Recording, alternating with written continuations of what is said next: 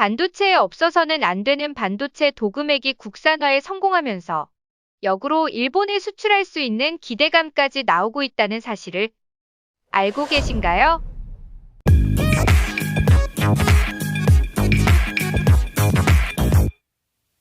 2019년 7월 일본 경제산업성은 반도체 생산의 필수적인 품목들에 대해서 한국에 수출 규제를 실시하였습니다.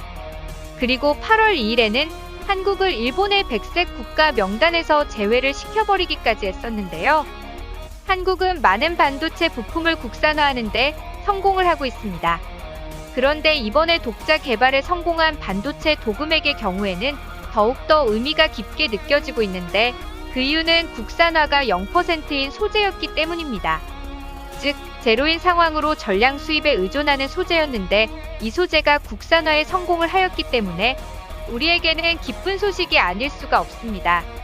한국생산기술연구원에 따르면 세계 최고 수준의 도금막 평탄도를 구현한 반도체용 고성능 구리 도금액 원천 기술을 독자 개발했다고 밝히며 국내 기업으로 기술 이전을 함과 동시에 제품을 출시한다라고 밝혔습니다. 아울러 1만 5천 번가량의 실험을 통해 도금막 표면을 평탄하게 조절해주는 여러 유기첨가제들 중에서 최적 첨가제와 그 혼합 비율을 찾아내 도금 두께 편차 2% 이내라는 세계 최고 수준의 고평탄도를 구현했다며 기존 외국에서 수입을 해온 제품에 비해 생산성은 약 150%가량 향상되었다고 전했습니다. 반도체의 패키징에 필수적인 구리 도금액은 지금까지 일본과 미국으로부터 전량 수입에 의존해오고 있었는데 반도체의 모든 공정 중에서 유일하게 국산화가 되지 않은 소재였습니다. 한편 우리의 독자 개발 성공 소식은 일본으로도 빠르게 전해졌습니다. 일본이 한국을 수출 규제했을 당시에 한국은 곧 망할 것이라고 이야기를 했던 일본 네티즌은 이 소식을 전해 듣고 어떤 반응을 보이고 있을까요? 조만간 상용화는 힘들다는 기사를 볼 것 같습니다.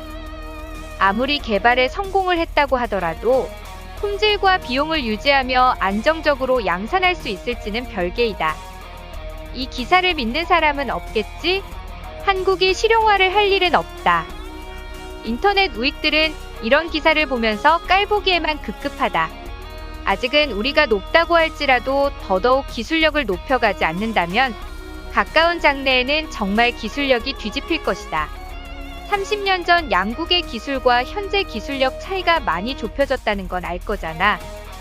과연 진짜 개발을 했을까?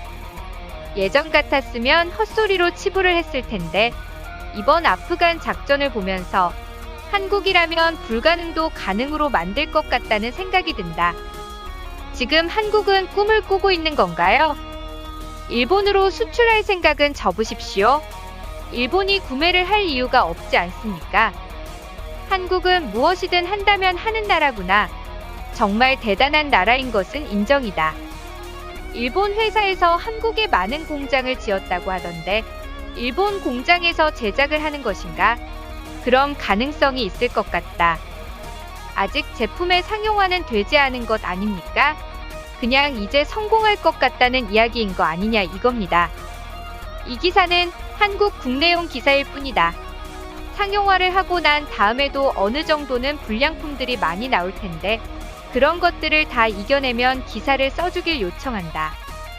그러니까 한마디로 일본이 없어도 알아서 한다는 이야기인가요? 그런데 이전까지는 일본으로부터 수급을 했다는 거고요. 도대체 아베는 나라를 얼마나 엉망으로 만든 겁니까?